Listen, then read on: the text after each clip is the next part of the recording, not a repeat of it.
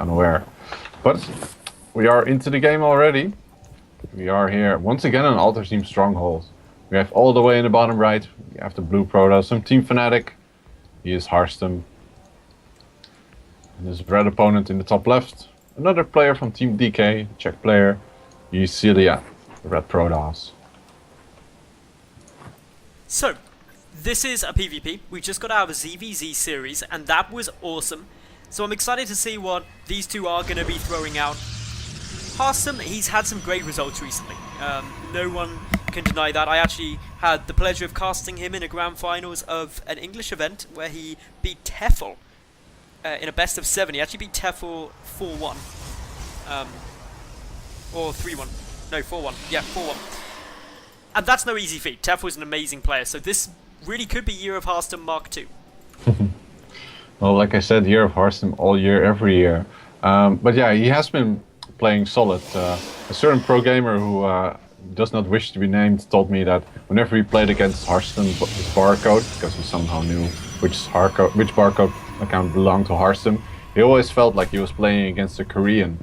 In just how fast he responded to everything and how sharp his timings and attacks always were. So, especially in PvP, I expect great things from our Dutch player. Well, he took out Elfie PvP in WCS EU Challenger as well. That was only last week. That's no easy achievement. There was a time gone by where beating Elfie in PvP was as hard as beating Jaedong in ZVZ. Yeah, I don't want to rip on Elfie too much, but it's almost like Harstem punched him into retirement, because after that he took to Twitter and said that he might be retiring or something along those lines. Yeah, it was incredible work by Harstem. He played so solid, and I really like that as well, because I've known Harstem since, well, for a couple of years now. And if you think back to like 2 years ago, no one, or not many people had heard of Harstem. He hadn't got any major wins. He wasn't a top EU player. Whereas if you look now, kind of 18 months, 2 years later, he's, well, up against some of the best in the EU. Yeah, I've had the pleasure of being with Harstem at some of those peaks and highlights. Main one of course being his top 16 place at DreamHack Summer, which got him into Fnatic. As he is right now. He's even the team captain of StarCraft 2, I believe. So you can really tell that the improvement has been steady, and I'm sure he's having a great time as a pro gamer as well. Because what's more rewarding than a lot of success in your pro gaming career? Well, this game, we're seeing some cool stuff out of both sides. Harstem, he's going for that Stargate, and he's not shy about it. He doesn't want to hide his Stargate. He's like, oh, you got a probe in my base? Come and look at what I'm doing. I'll even give you the decency of scouting me. Yeah, and here's the fun thing. Let's say XeLiatH responds, and he says, well, you know what? I'll go Stargate as well. Then he's already behind, because Stargate versus Stargate is all about who gets the most Phoenixes the earliest. So if Harstem just keeps making Phoenixes from that point on, he should be, well, perfectly fine. The second option for XeLiatH, of course, is what he's doing, which is going for Twilight Council and getting Blink Stalkers, which in some form or way are a bit of a counter to Stargate, but they don't necessarily have to be, as long as the Phoenix and Void Rays and Oracles are controlled properly. Yep. It's going to be a really interesting composition, and remember, the tech advantage, or the tech timing advantage, is over on Harstem's side. He's got the Phoenix already in production, and Phoenix are just a very powerful unit when they're controlled correctly. However, we've got a hidden Dark Shrine from XeLiatH. This is genius, because if you know there's a Stargate, and is likely to be Phoenix, as we've got here, what is missing then is detection. It's just not along the same tech path. And so, this could potentially catch Harstem off guard, especially if we don't see a sentry soon. Yeah, I do want to point out that, of course, as a Stargate player, you can get detection. Yeah, you can.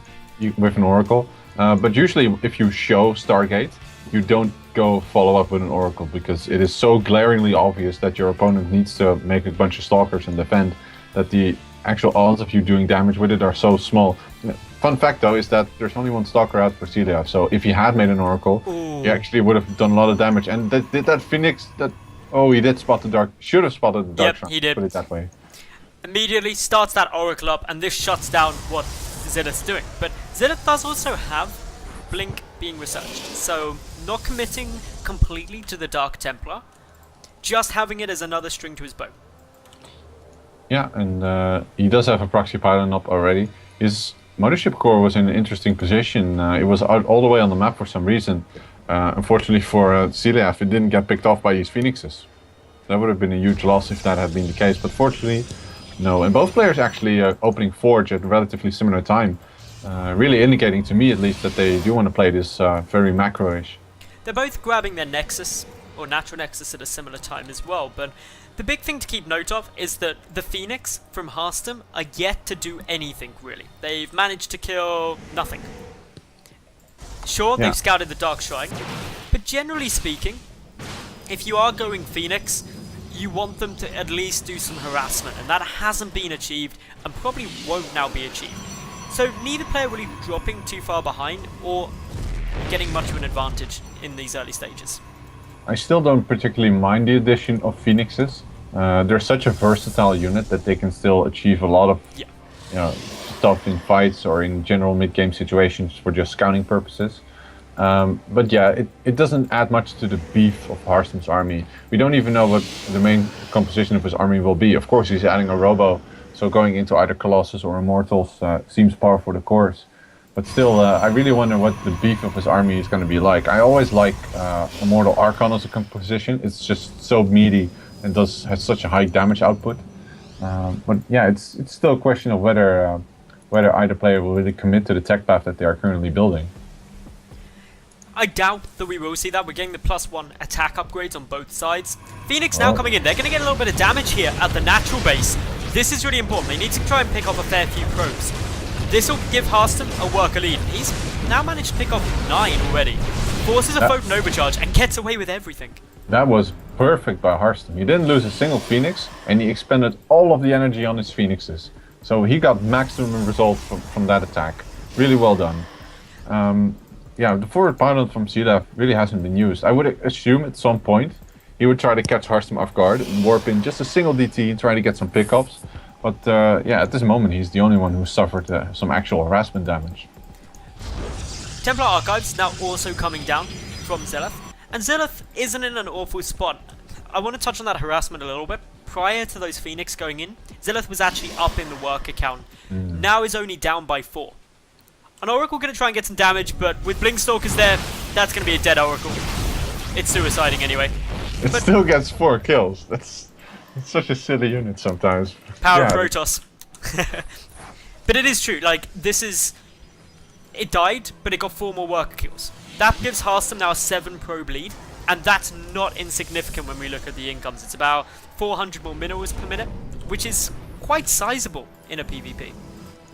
Yeah, and Harstem going for another attack, trying to pick up a couple more probes with the Phoenixes.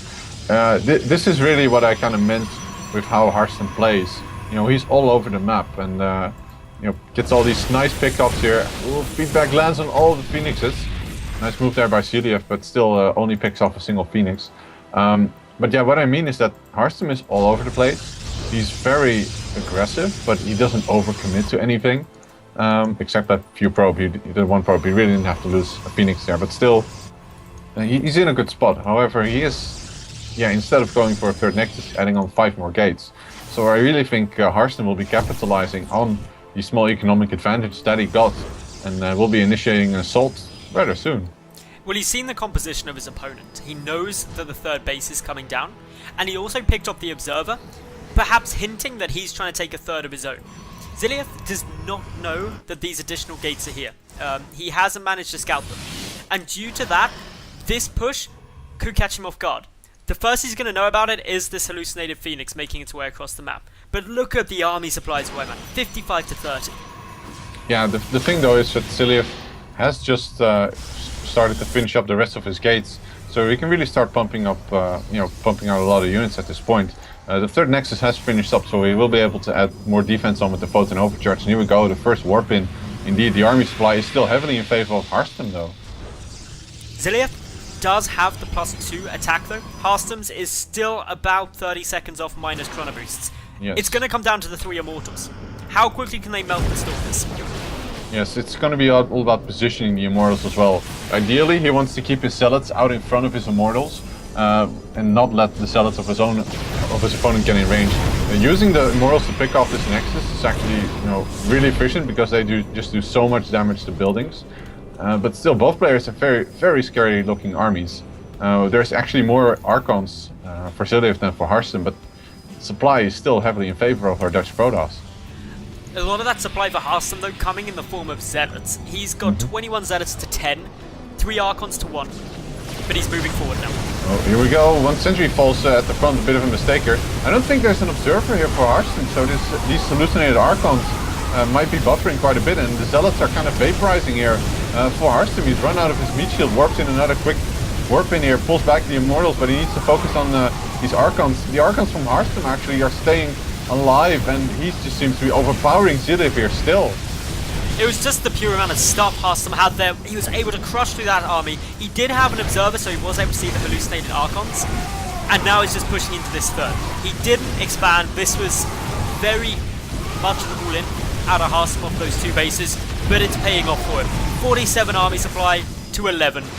Harstem would have to do a mighty throw now not to take this map. Yeah, this is once again what I meant by the Korean playstyle. Just so aggressive, so relentless, and not being afraid to back down from a 2-base all-in, which is, I suppose, a bit uncommon in PvP these days. But yeah, he did exactly what he needed to do. He harassed his opponent with the strategy that he chose, Stargate, even though he showed Stargate. He took an economic advantage, and off of that, just managed to capitalize so heavily on it, and just obliterated his opponent in the final battle.